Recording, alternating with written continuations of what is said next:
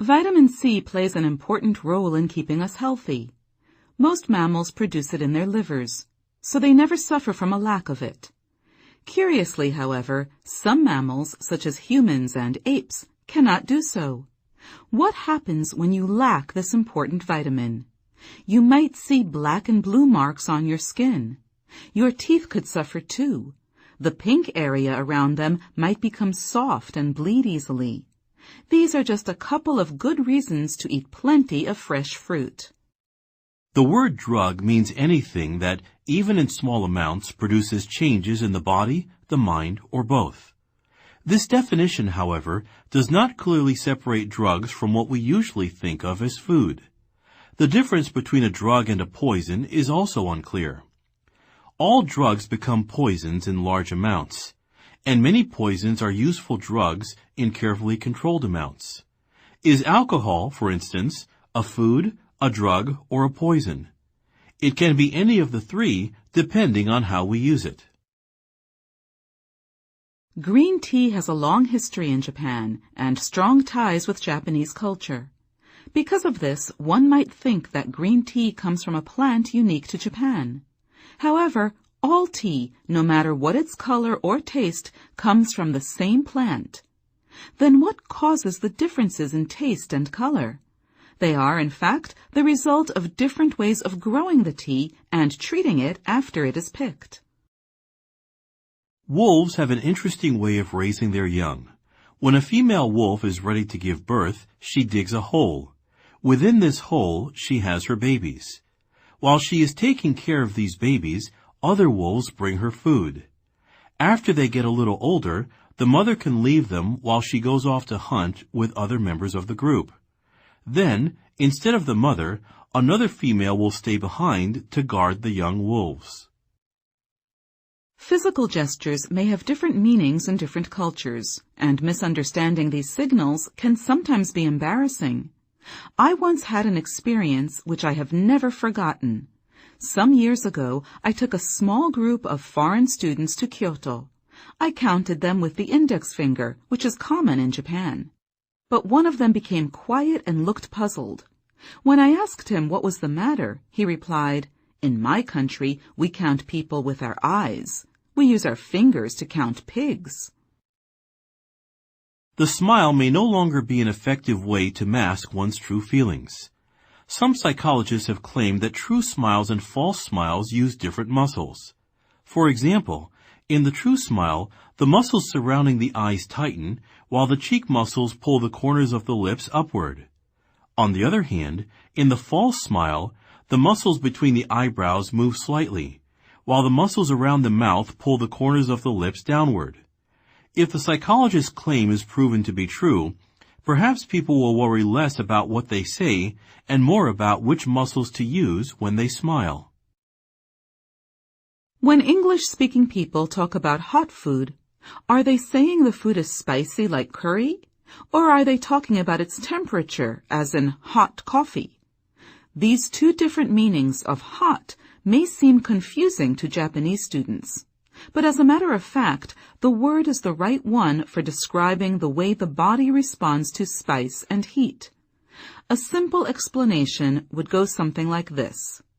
When we eat or drink, the same nerves in the mouth react both to spicy chemicals in the food and to a rise in temperature. The English expression, therefore, reflects this fact about the human body. Western clothes have buttons on the right for men. This is convenient because the majority of men are right-handed. It is easier for them to use the right hand when buttoning up.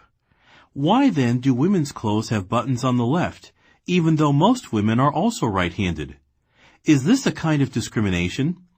In fact, there is a reason why women's buttons are on that side.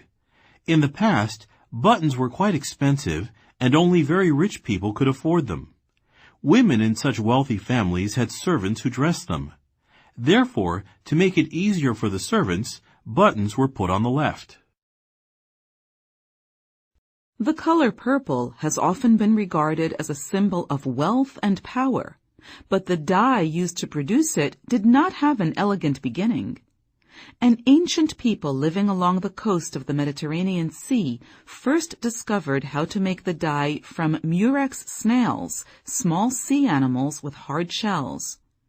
Unlike other snails, murex snails give off a strong-smelling liquid that changes color when it comes into contact with air and light. From this liquid, the people produced the purple dye. If we visit the places where the dye was produced, we might still be able to see the shells of murex snails. Let us hope we cannot smell them.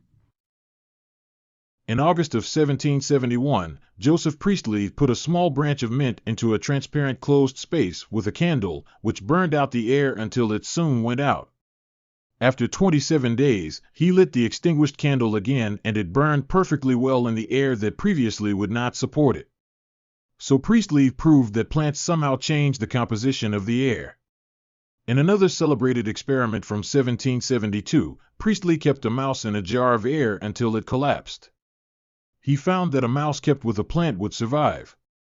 These kinds of observations led Priestley to offer an interesting theory that plants restore to the air whatever breathing animals, and burning candles remove what was later coined by Lavoisier, oxygen. 6 years old, Agatha Christie left home one foggy night and disappeared.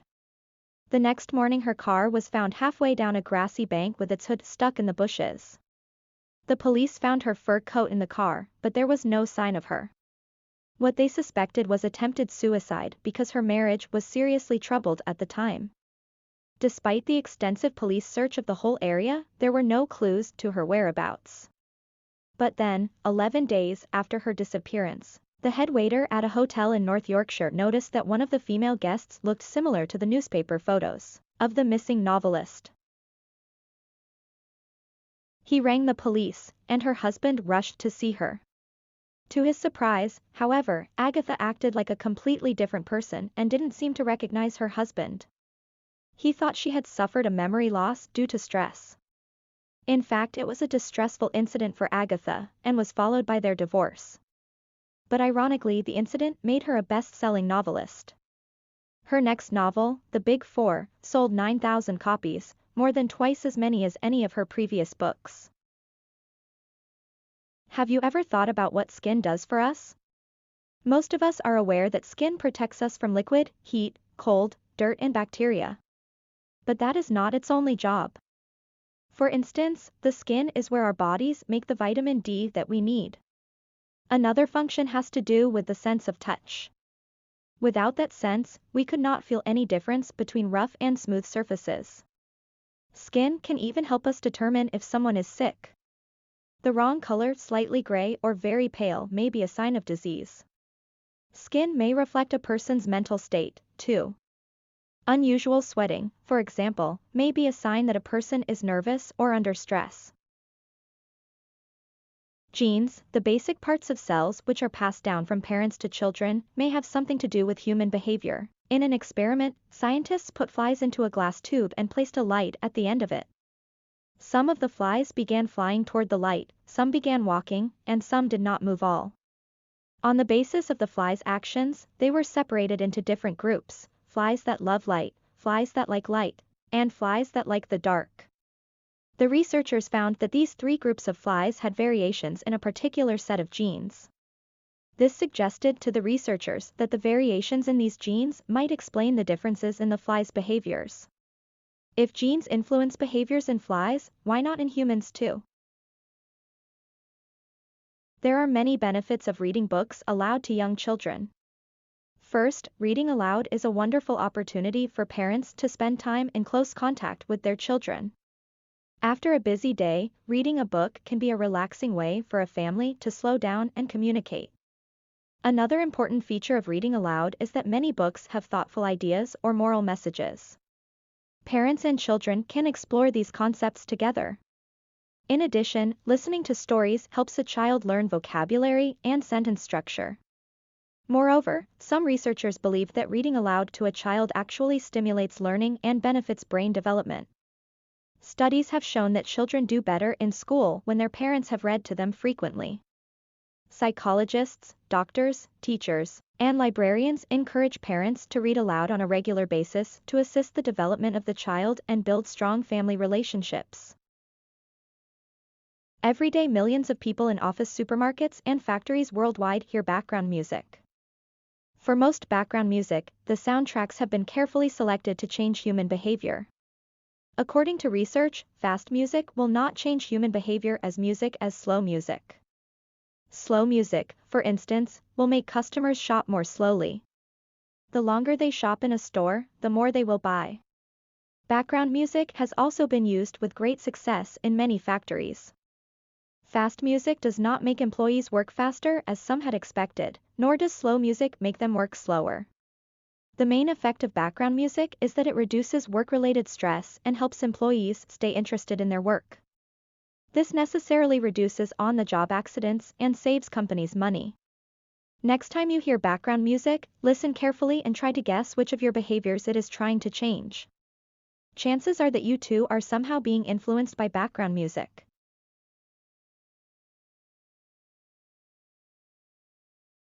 Have you ever noticed the different approaches people use to deal with problems?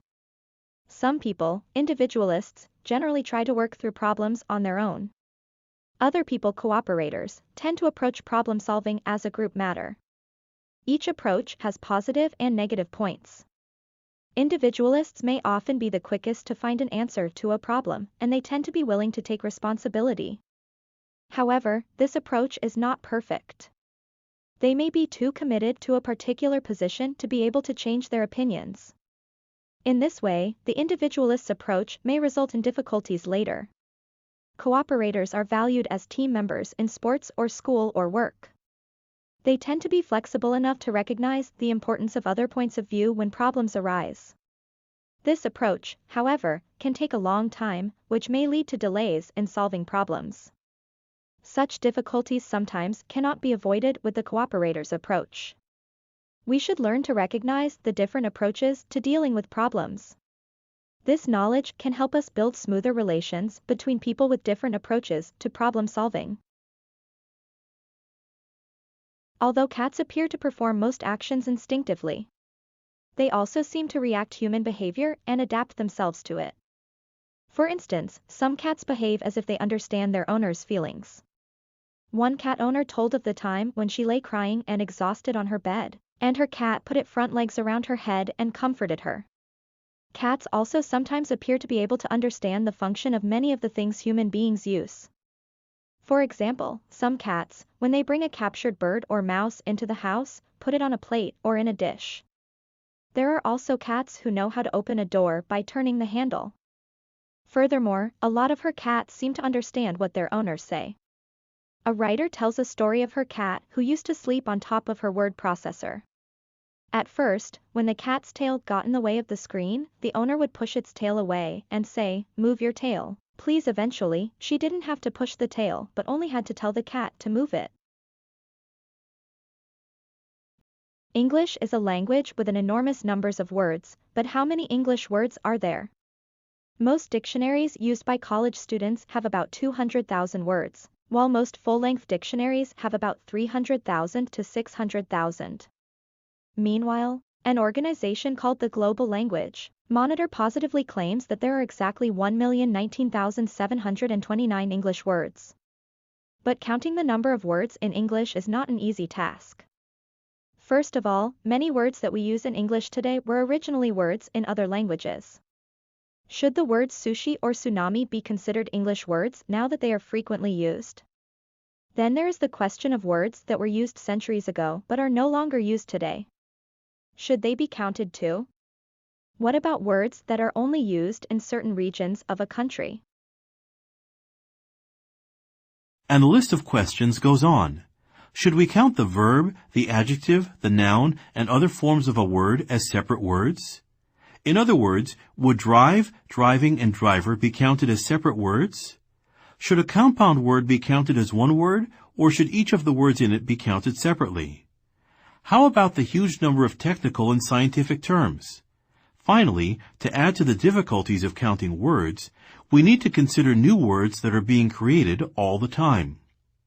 The constantly changing nature of language is frustrating for anyone trying to count words. But this is also what makes language so interesting. English, like other languages, always offers something new to learn. There is much debate on the origin of the game of football. The Japanese and Chinese claim to have invented a sport similar to modern soccer many centuries ago. In comparison to modern soccer, the Japanese game of kemari was a game that used a large ball stuffed with sawdust. This version used a field which was set up by choosing 4 trees. These trees were usually cherry, maple, pine, and willow. Many large houses in Japan would grow these trees to make a field for kemari. Kemari was normally played with 2 to 12 players. China's version, tsuchu, involved players hitting a leather fur-stuffed ball into a small hole. As in soccer, no player could use his hands during play. It was considered an honor to be part of a team. The first international soccer or tsuchu match is believed to have been held in China around 50 BC. The emperor of the Han Dynasty was an avid early player and fan of tsuchu. This spread the popularity of tsuchu all over China. Some people in China claim that it is even possible tsuchu could go back to 5000 BC. The British claim that soccer was created in the 8th century in Britain. It was not a recreational sport at the time, but a war game. It was a violent game, and serious injury and even death were not uncommon. It was not until 1815, when Eton College set up a series of rules for the game, that it became a less violent sport. At that time, colleges began to play using similar rules.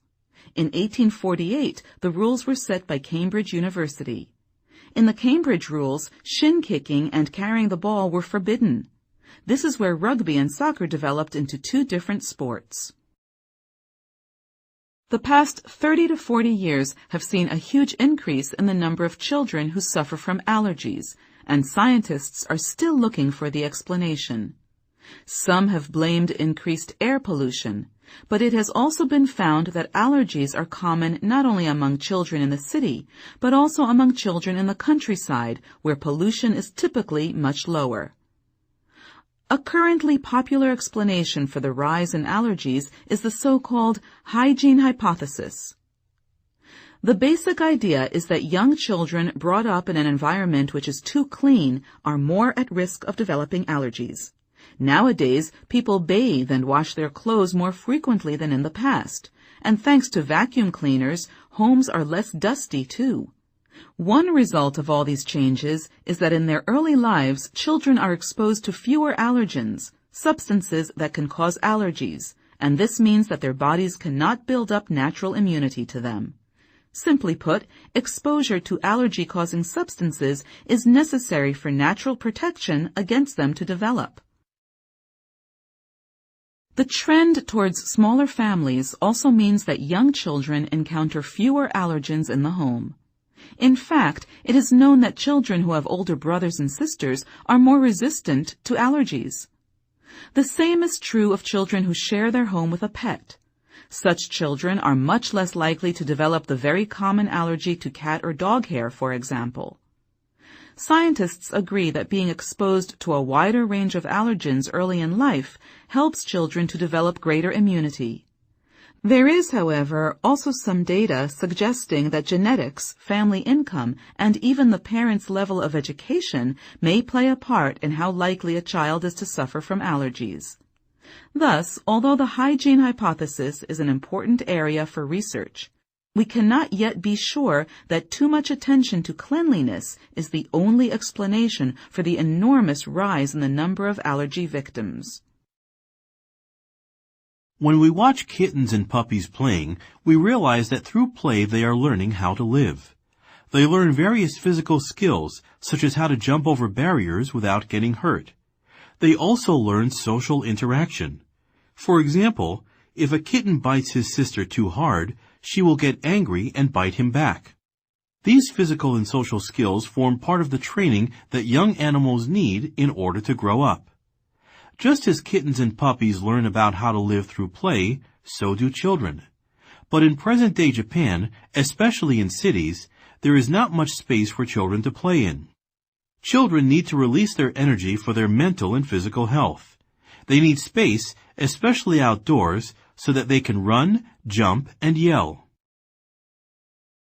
Another point to consider is how much time children have to play. Some people say that 4 to 5 hours a day of playing outdoors with others is necessary, even for 12-year-olds. It is very doubtful, however, whether any Japanese children get that much free time. Concerned about their future in an increasingly competitive society, parents generally tell their children to study more. Very few would tell them to go out and play. What do these children do at home when they are not studying? They tend to spend time by themselves. They play video games or watch TV, for instance. These activities do not teach them how to get along with others. This can only be learned through playing with other children. They need to play without being told what to do by adults in order to learn about leadership and group harmony on their own. Outdoor space is particularly suitable for this purpose. Children need a proper outdoor environment where they can freely spend their time playing with friends. A basic rule of medical science is that no human life should be used for the benefit of another. Some people are against human cloning and related techniques for this reason. In cloning, an egg cell is used to develop ordinary cells. The opponents of cloning insist that this is killing because it destroys the potential of the egg to develop into a human being. Other people oppose cloning because at this stage it is unreliable. In animal experiments, for example, success rates are very low. Still others are concerned about the future that cloning might bring about. They are afraid that cloning will lead to the production of human beings for body parts. They also fear that cloning might lead to attempts to create superior humans. Not everyone is against human cloning, however. Some people support cloning if it is for the purpose of medical treatment, although they oppose the cloning of babies. The medical benefits of cloning and related techniques, they argue, could be huge. For example, if a heart can be developed from a patient's own cell, the body will not reject it. Furthermore, he or she will not have to wait for someone to die to get a new heart. Supporters claim that the use of such techniques is not killing. Just as ordinary store-bought eggs do not develop into chickens, the eggs used for cloning do not develop into human beings by themselves. They also argue that it is already practically impossible to stop a patient from receiving medical treatment that in some way depends on cloning and related techniques. Even if one country bans cloning, there will always be another country that promotes it. The supporters, therefore, maintain that scientists should have the freedom to experiment and that people should have the freedom to seek life-saving treatments. In other words, they feel that cloning should be continued unless it is clearly shown to be harmful. The debate over this issue is likely to go on for some time. Why is it that many people who have suffered a major shock, such as divorce or the death of a family member, seem to be weaker against a variety of major and minor illnesses? One common idea among psychologists has been that people could deal with suffering more effectively if they were able to understand and accept it. Indeed, many experts emphasize the value of expressing thoughts and feelings associated with upsetting events. Recently, a team of medical researchers investigated the links between describing psychologically painful events and long-term health. In one experiment, healthy college students were asked to write about either personally disturbing experiences or ordinary topics over a period of 4 days. In the months afterwards, students who had chosen to reveal their inner thoughts and feelings in their writing visited the health center for illness much less often than those who had written about everyday topics. In an experiment that followed, another group of healthy students were given the 4-day writing exercise. Some chose to write about highly personal and upsetting experiences, including loneliness, problems with family and friends, and death. When questioned immediately afterwards, they stated that they did not feel any better. However, their blood samples taken before and after the experiment showed evidence of an improved resistance to illness. The white cells that fight off bacteria and viruses had increased their reaction and sensitivity to these invaders. This trend continued over the following 6 weeks, when another blood sample was taken. Individuals who showed the best results were those who wrote about topics that they had actively refrained from telling others about. The researchers proposed that failure to face up to painful experience can be a form of stress itself, and can increase the possibility of illness. It follows, then, that actively dealing with a major shock makes possible its understanding and acceptance. The answer is not to suffer in silence. It may not always be possible to talk about personal problems, but writing them down will help the body to fight disease in the long run. When it comes to eating, the United States has a lesson to learn from France. I'm not talking about the kind of elaborate dinners Americans often associate with the French. Many of the meals the French eat are quick and simple. The difference is that the French eat together. They have managed to preserve a tradition that is good for everyone's health, the family meal. According to the French government's Committee for Health Education, 75% of the French eat dinner together as a family, and many French school children still go home for lunch. These figures haven't changed much in decades. In the United States, on the other hand, national studies show that on average, only 1 family in 3 sits down for dinner together on a daily basis. Over the last 2 decades, there has been a steady decline in the number of American families that eat together regularly. It looks like the family meal is disappearing. How and why did the family meal start to disappear in the United States? My friends in the United States have various explanations why meals together aren't an option for their families. Parents and children lead hectic lives, and there just isn't time for a sit-down meal. Kids' sports schedules run on into dinner hour. After a long day at work, parents are too tired to cook. Teenagers are off on their own after school. Everyone likes different foods, they say, so what is the point of eating together? Yet, study after study shows that having meals together as a family is good for both adults and children. A University of Michigan study found that mealtime at home was the single strongest factor predicting better achievement scores and fewer behavioral problems for children. Mealtime was far more powerful than time spent in school, studying, worshiping, playing sports, or doing arts activities. Other studies show that children like family meals. In one report, nearly 4/5 of adolescents cited eating dinner at home as one of their top-rated family activities. In a national YMCA poll in 2000, when teenagers were asked about their worries, 21% rated not having enough time with parents as their top concern. Beware of those who deliberately use aspects of the truth to deceive you and others. When someone tells you something that is true, but intentionally leaves out important information that should be included for full comprehension on your part to take place, they can create a false impression. For example, an acquaintance might tell you, "I just won $100 in the state lottery, and it was fantastic when I took that $1 ticket back to the store and turned it in for $100. This woman's a winner, right? Maybe, maybe not. In fact, you later learn that she had purchased not 1 ticket, but instead 200 for this specific lottery, and only one of these a winner. Eventually, you realize this woman, who you thought was lucky or fortunate, is in fact a huge loser. Although she didn't say anything false, she clearly left out important information and likely did so on purpose. That's called a half-truth, which is not technically a lie, but it's just as dishonest. Untrustworthy candidates in political campaigns often use such deceptive communication strategies to trick voters into supporting them. Let's say that during Governor Smith's last term, her state lost 1 million jobs, but gained 3 million new ones. Then she seeks another term in office and enters the election race. One of her opponents in that race subsequently begins a multimedia advertising campaign saying, during Governor Smith's term, the state lost 1 million jobs. That is indeed true, but at the same time, it is intentionally deceptive. A more honest statement from her opponent would have been, during Governor Smith's term, the state had a net gain of 2 million jobs.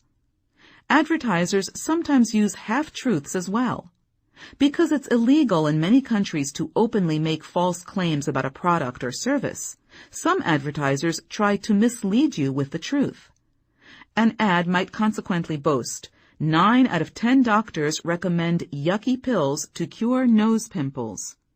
This is also a factual statement, but one which deliberately fails to mention that only 10 doctors were asked about yucky pills, and 9 of these actually work for the Yucky Corporation. No one knows better than your mother, right? But does she know how much underwear you own? Jockey International does. Or the number of ice cubes you put in a glass. Coca-Cola knows that we put 3.2 ice cubes in a glass and prefer cans to pop out of vending machines at a temperature of 2 degrees. Which potato chips do you usually eat first, the broken ones or the wild ones? Try asking a big snack maker. Big companies know the what, where, how and when of their about us that we don't even know ourselves. Most companies research us in detail and collect mountains of facts about our buying habits and preferences. Did you know that 51% of all males put their left pants leg on first, whereas 65% of women start with the right leg? Nothing about our behavior is sacred. A study showed that 68% of consumers prefer their toilet paper to unwind over the spool rather than under. But Americans are not always easy to figure out. A few years ago, Campbell's Soup gave up trying to learn our opinions about the ideal sized meatball after a series of tests showed that we prefer one so big it wouldn't fit in the can. In fact, almost everything we swallow is closely monitored by someone. Each year, we consume 156 hamburgers, 95 hot dogs, 283 eggs, 5 pounds of yogurt, 9 pounds of cereal, and 2 pounds of peanut butter. We spend 90 minutes a day munching it. Of all business, however, the prize for reach thoroughness may go to toothpaste makers. Among other things, they know that our favorite toothbrush color is blue and that only 37% of us are using one that's more than 6 months old. About 47% of us put water on our brush before we apply the paste, 15% put water on after the paste, 24% do both, and 14% don't wet the brush at all. Thus, most big companies have answers to all the what, where, when, and how questions about their consumer demand.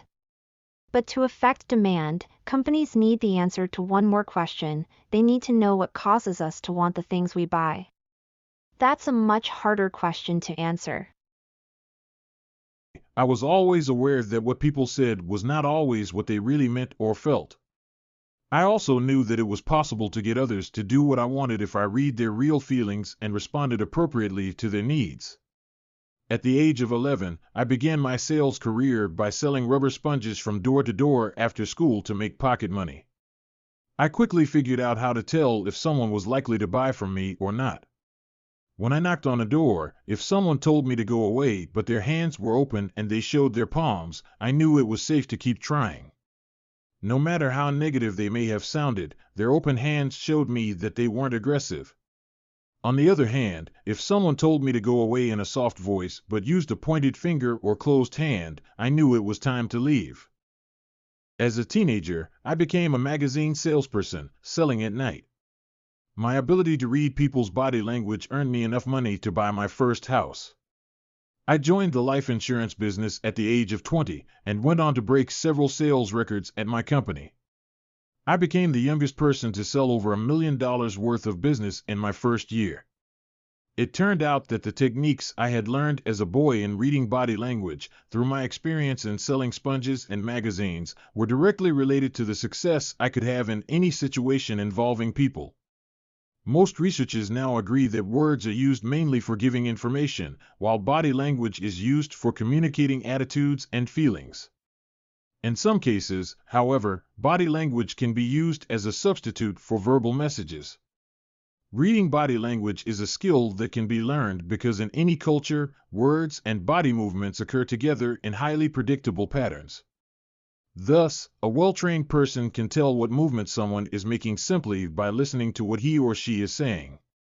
A person who is trained to read body language can also guess which country someone is from just by watching his or her gestures. Touching is language of physical intimacy. Because of this, touch can be the most powerful of all the communication channels.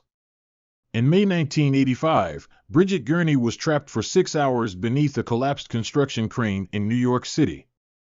Throughout her ordeal, she held the hand of a rescue worker, who stayed by her side as heavy machinery removed the tons of twisted steel from her crushed legs. A stranger's touch gave her hope and the will to live. Touch appears to affect the sexes differently. Women sometimes react much more favorably to touch than men. In an interesting study, psychologists asked a group of nurses to lightly touch a patient once or twice shortly before the patient underwent surgery. The touching produced a strongly positive reaction, but only among women. It appeared to lower their blood pressure and anxiety levels both before and after surgery. For men, however, the touching proved to be very upsetting. Their blood pressure and anxiety levels both rose.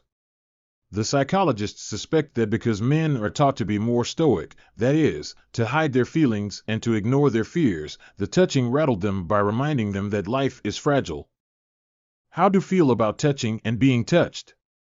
Salespeople think they know research shows that it is harder to say no to someone who touches you when making a request, but not everyone is happy about being touched by a strange. Think about your own comfort level when you find yourself in a crowd. Are you relaxed and loose, or does physical contact make you feel awkward and tense? In some situations, we can't help touching each other. Take a crowded elevator, for instance. Normally, people stand shoulder to shoulder and arm to arm, accepting such close contact without complaint. The rule seems to be touch only from shoulder to elbow, but nowhere else. Even though the Japanese are regarded as a non-touching society, their crowded cities force them to be jammed into subways and trains. Edward T. Hall, an anthropologist, says the Japanese handle their uneasiness about being packed into public place by avoiding eye contact and drawing within themselves emotionally, thus touching without feeling. The impact of exposure to violent video games has not been studied as extensively as the impact of exposure to TV or movie violence. The researchers write in Psychological Science in the Public Interest.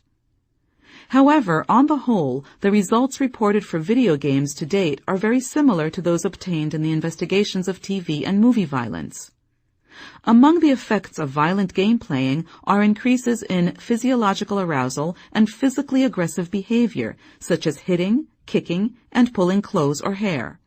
Studies also have found a reduction in helpful behavior among youths exposed to violent video games.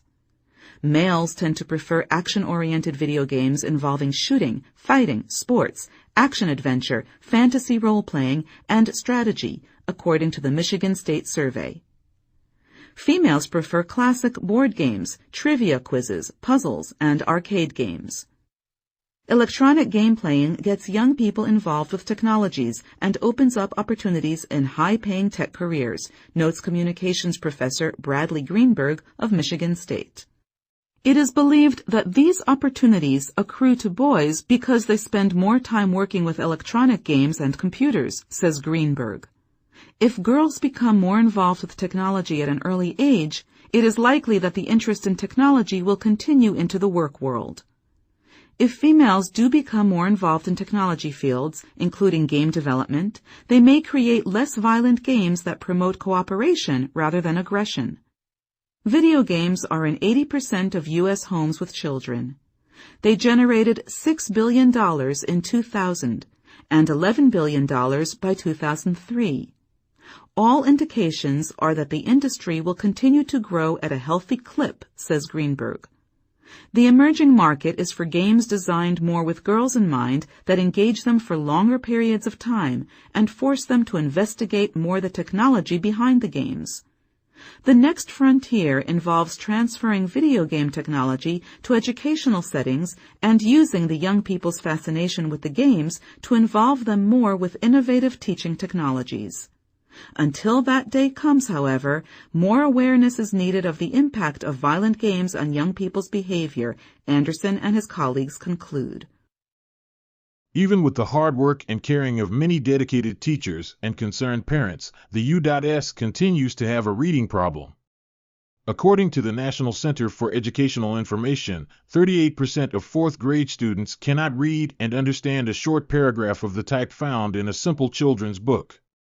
Results from a 1998 study showed that 60% of U.S. teenagers could comprehend specific facts, but fewer than 5% could elaborate on the meanings of the material read. No wonder many parents are discouraged, but they needn't be. By doing simple things like reading to their child, sharing their thinking about what they read, and telling their child stories, they can help develop the foundation needed for children to become good readers and learn that reading is not a chore but a lifetime adventure. Readers follow a number of key strategies, whether they're reading a magazine or a textbook. Firstly, they create a wide range of mental and visual images as they read, to feel involved with what they are reading. Then, they use their background and relevant prior knowledge before, during, and after reading to enhance their understanding of what they are reading. They also make and ask questions before, during, and after reading to clarify meaning, make predictions, and focus their attention on what's important. Good readers infer and determine the most important ideas or themes, and distinguish between these and unimportant information. Next, they track their thinking while reading, to get the overall meaning. Finally, if they have trouble understanding specific words, phrases, or longer passages, they use a wide range of problem-solving strategies including skipping ahead, rereading, asking questions, using a dictionary, and reading the passage aloud to fix up their understanding. Reading is fundamental to success in life. It's that simple. Reading opens the door to virtually all other learning. You have to be able to read to learn mathematics, science, history, engineering, mechanics, political science, not to mention to surf the web or figure out how to operate that new DVD player. Basically, you have to be able to read to succeed. People may decide to study foreign languages for various reasons. They may do so for the immediate purpose of satisfying the requirements of some public examination, or of getting greater fun and enjoyment out of a holiday abroad. Business people may have to deal directly or indirectly with various kinds of information from abroad. Research workers may realize the importance of being able to read the latest reports of advances made in their studies as soon as they are published in foreign journals, without waiting for a translator who may or may not have the ability to make an exact translation with 100% accuracy. People may be keenly interested in the activities of a foreign nation for political reasons. They may need information about current affairs that foreign newspapers and journals alone can deliver. Students of literature must surely be able to read great works firsthand. Learning a new language implies entering a new world, and it inevitably leads to a widening of intellectual experience. Learning a new language well enough to be able to understand it when heard, to speak it, read it, and write it, is such hard training that we certainly need some strong urge to drive us on. The 4 distinct and separable activities just mentioned, listening, speaking, reading, and writing, call for constant, preferably daily exercise. These activities are concerned in varying degrees with 4 aspects of language study: pronunciation, grammar, vocabulary, and idiom. It is useful to keep these 4 activities and 4 aspects clearly in mind. Learning a new language calls for no great originality of mind or critical talent, but it does demand an eager intellectual curiosity and a constant and lively interest in the endless ways in which human ideas may be expressed. It demands quick observation, first of all, reasonable ability to mimic and imitate, good powers of association and generalization, and a good memory. A modern supermarket is a thing of wonder. Even if it's snowing outside and summer is a distant memory, you can buy strawberries, peaches, or grapes. If you want root vegetables in the middle of a heat wave, you can have them. Expat Americans can have their Oreo cookies, while homesick New Zealanders can console themselves with wine and kiwi fruit. Within days of being picked off the vines, the fruit is in your trolley, tasting of spring as the leaves are falling outside. It's all great until you start contemplating the vast mileage sitting in your shopping basket. Those kiwi fruits have traveled nearly 20,000 kilometers, or 12,000 miles. They've flown in a plane and traveled by road. By the time they reach the supermarket, they're responsible for 5 times their own weight in greenhouse gases being pumped into the atmosphere. Increasingly, our food is coming from further and further away, and we're becoming more and more dependent on the fuel it takes to get them to us. This dependence was illustrated very clearly during the September 2000 fuel price protests in Britain. Inspired by similar actions in France, a group of farmers and lorry drivers decided to blockade the Stanlow oil refinery in Cheshire. The protest quickly snowballed, and petrol tankers were unable to leave refineries. Panic buying saw more than 90% of petrol stations run dry. And with supplies unable to get through, supermarket shelves quickly emptied. It's estimated that food now accounts for as much as 40% of all UK road freight, and the international food trade is increasing faster than the world's population and food production. In other words, food is moving around more than ever, and the environmental impact could be huge. Despite the UK's cool climate being perfectly suited for growing apples, nearly 3/4 of the apples eaten in the UK are imported, and more than 60% of Britain's apple orchards have been destroyed in the past 30 years. We're now putting more energy into transporting some crops than we get out of eating them. For every calorie of lettuce imported to the UK from America's west coast, 127 calories of fuel are used. Put it another way, flying over a kilogram of Californian lettuce uses enough energy to keep a 100-watt light bulb glowing for 8 days. On April 4, 2003, Glenn Keane, one of Walt Disney's most respected animators, called for a meeting to discuss the war breaking out at the studio. Disney's animators had settled into 2 opposing camps, those who were skilled in computer animation and those who refused to give up their pencils. Keane, a 31-year veteran who created the Beast for Beauty and the Beast and Ariel for The Little Mermaid, was a Disney traditionalist. But after a series of experiments to see whether he could create a computer-animated ballerina, his opposition softened. So he invited the 50 animators to discuss the pros and cons of both art forms, calling his seminar The Best of Both Worlds. Keane listed the pluses and minuses of each technique while the other animators listened quietly.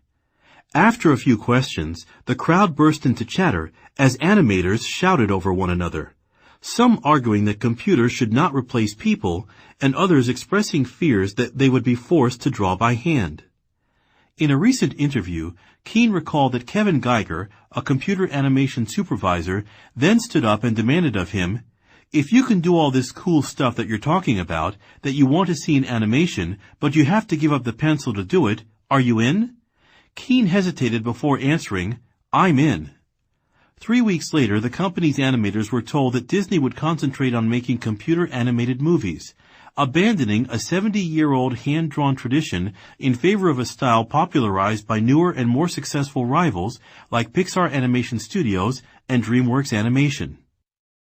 Results were nothing short of a cultural revolution at the studio, which is famous for the hand-drawn classics championed by its founder, Walt Disney, like Snow White and the Seven Dwarfs and Peter Pan. 2 years and a half after that decision, Disney released Chicken Little, the first of 4 computer-animated films developed at the newly reorganized studio. The company hoped that this movie, along with others like Meet the Robinsons, American Dog, and Keane's Rapunzel Unbraided, would return Disney to its past glory. There was a lot more than pride, however, riding on its success. Animation was once Disney's heart, a profitable lifeline that fed the company's theme park, book, and home video divisions. and restoring profit was as essential to Disney in those days as regaining its reputation. Casey Nicole was a 19-year-old girl from Kansas dying of cancer. Or so believed the thousands of people who visited her website on which she kept a diary of her fight against cancer. For over a year, Casey Nicole had added updates to her diary, letting people know about the ups and downs of her struggle with the disease, about her hope when her condition temporarily improved, and about her fear when the cancer reappeared. Casey's mother, Debbie, maintained a companion journal in which she discussed what it was like caring for a child with cancer. Many people grew extremely close to Casey. They communicated with her via email, chatted with her in online chat rooms, and some even phoned her. Then on May 15, 2001, Casey Nicole died from bleeding in the brain. Her online friends despaired. They sought for ways to express their sorrow. They wanted to send gifts to her family. Some even wanted to attend her funeral. And that's when things began to get suspicious. Casey's mother refused to provide anyone with information about where the funeral was being held or where to send gifts. This prompted a group of individuals who participated in the online community Metafilter to find out what was going on. What they discovered was disturbing. Casey's death had not been recorded by any obituary they could locate. Nor could anyone remember ever having met Casey in person. They began to wonder if Casey actually existed. Their fears were proved a few days later when Debbie Swenson, a 40-year-old woman from Kansas, confessed that she had invented Casey and written all the diary entries herself. The photos of Casey that appeared on the site were simply pictures of a neighbor, used without the neighbor's knowledge. Whenever anyone had thought that they were emailing Casey, it was actually Debbie they were communicating with. Debbie Swenson remained unwilling to admit her fault in her confessions, claiming that Casey was real, in a way, because the character of Casey was a blend of a number of cancer victims whom Debbie had known. She added that she hadn't realized so many people who felt cheated because their kindness and sympathy had been taken advantage of. The FBI even looked into the case, but determined that because Debbie Swenson hadn't gained money from the hoax, she hadn't actually committed a crime which was serious enough to take her to court. The internet is very much like television in that it takes time away from other pursuits, provides entertainment and information, but in no way can compare with the warm, personal experience of reading a good book. This is not the only reason why the internet will never replace books, for books provide the sufficient knowledge of a subject that sitting in front of a computer monitor cannot provide. We can transfer text from an internet source, but the artistic quality of sheets of transferred text leaves much to be desired. A well-designed book makes the reading experience important. The book is still the most compact and economical means of conveying a lot of knowledge in a convenient package, and this is what makes it popular. The idea that one can carry in one's pocket a play by Shakespeare, a novel by Charles Dickens, or the Bible in a small book with a stiff paper cover is incredible. We take such uncommon convenience for granted, not realizing that the book itself has undergone quite an evolution since the production of the Gutenberg Bible in 1455 and Shakespeare's book plays in 1623. Not only has the art and craft of printing and making books been greatly improved over the centuries, but the great variety of subject matter now available in books is surprising, to say the least. In fact, the internet requires the constant entry of authors and their books to obtain the information that makes it a useful tool for research and learning. Another important reason why the internet will never replace books is because those who wish to become writers want to see their works permanently published as books, something you can hold, see, feel, look through, and read at your leisure without the need for an electric current apart from a lamp. The writer may use a computer instead of a pen and pad, but the finished product must eventually end up as a book if it is to have value to the reading public.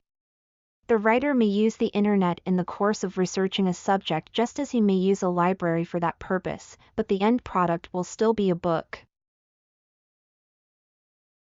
In any public space there will be groups of people having face-to-face conversations. These conversations are not perceived as annoying. No one is suggesting that there should be railway carriages where people are not allowed to speak to one another. Logically, the sound energy created by two people conversing face-to-face should be twice that ideographic, 5 created by one person conversing with an unheard partner on their mobile phone, yet the latter appears to be more annoying. There are a number of possible explanations for this puzzle. One is that the content or the volume of the conversation tends to be more annoying in some mobile phone conversations because of the way that people choose to use their mobile phones. Some people may speak very loudly, or they may have chosen loud and intrusive ringing tones. Excessive loudness is a major cause of annoyance for all sorts of sounds. It is possible that people's perceptions are colored by just one or two bad experiences of intrusive mobile phone use, or reflect media concerns over new technology. Another possible factor is the novelty of the mobile phone technology. People are used to others having face-to-face conversations in public spaces and have learned to ignore them. The mobile phone is relatively new and hence more noticeable.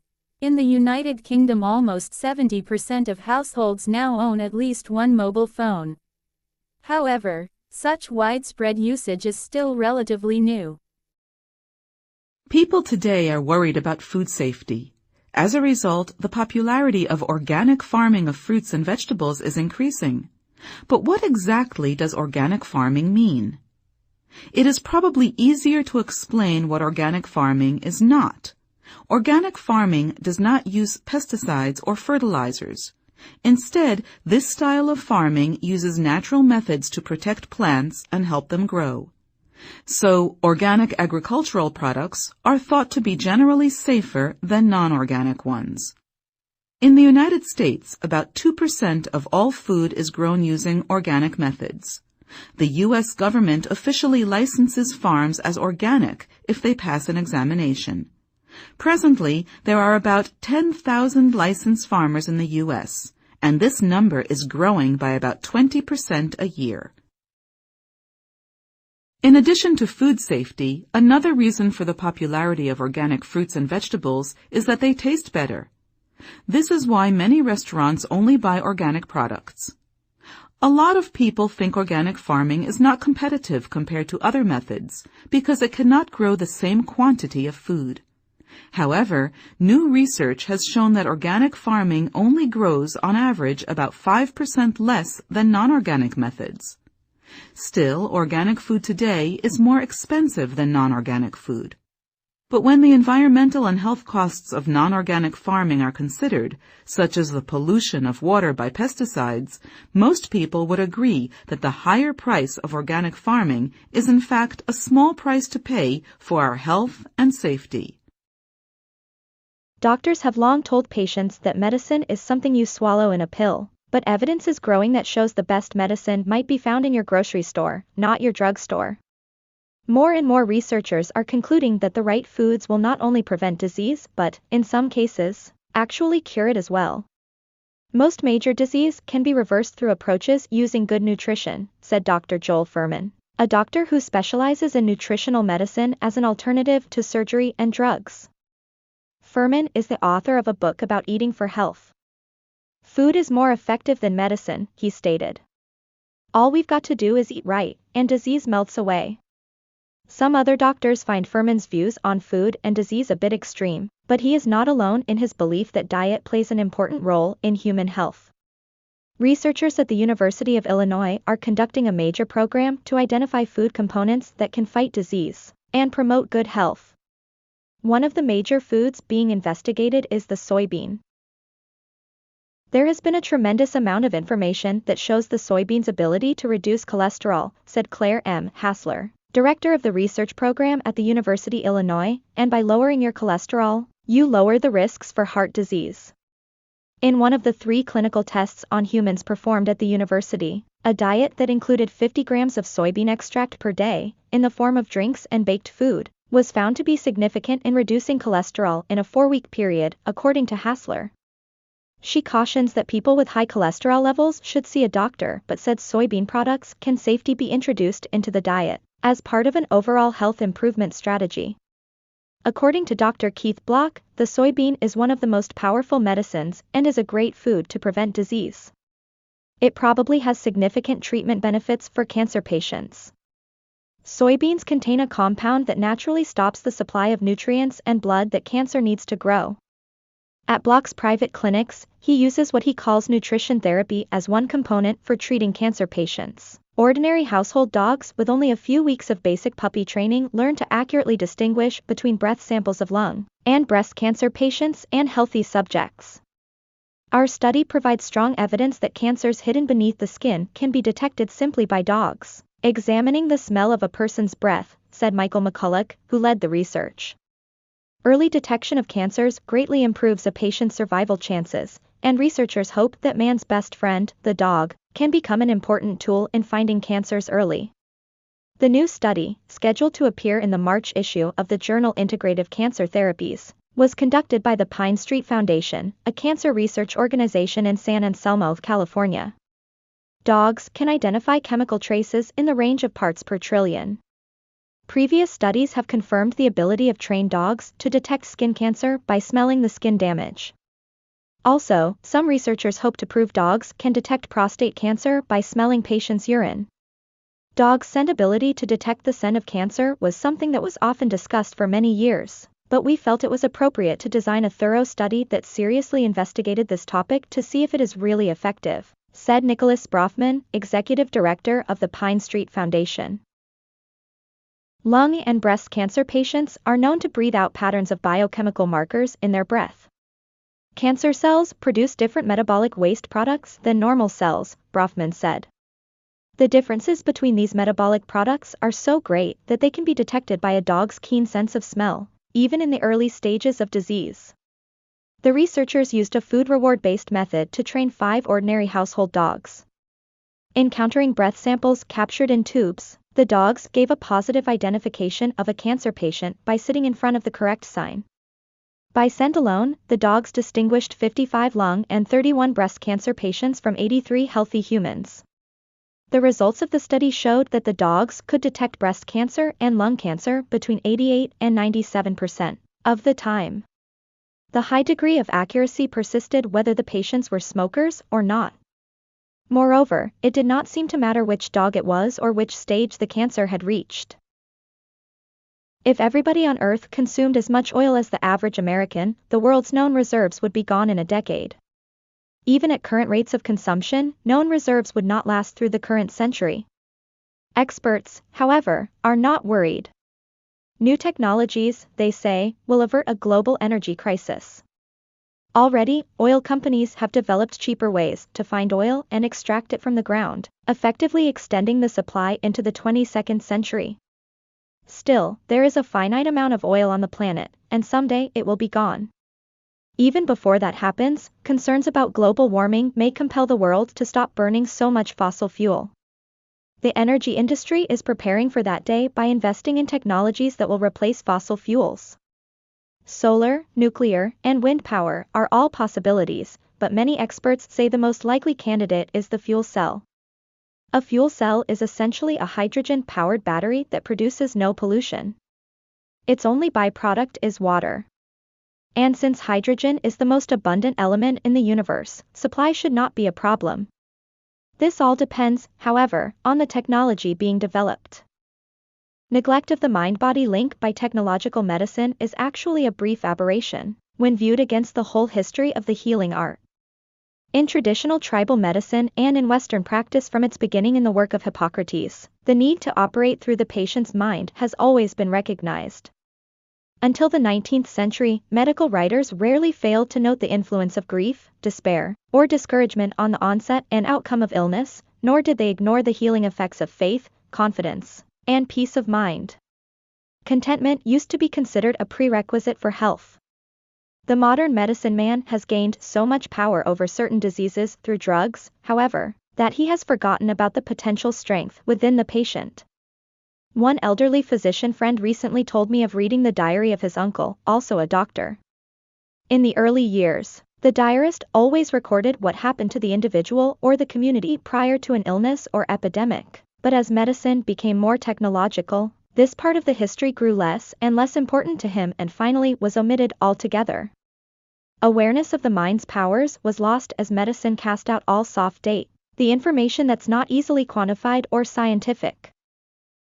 A fly can do one thing extremely well, fly. Recently a team of British scientists declared that the common housefly is the most talented aerodynamicist on the planet, superior to any bird, bat, or bee. A housefly can make 6 turns a second, hover, fly straight up, down, or backward, land on the ceiling, and perform various other show-off maneuvers. And it has a brain smaller than a sesame seed.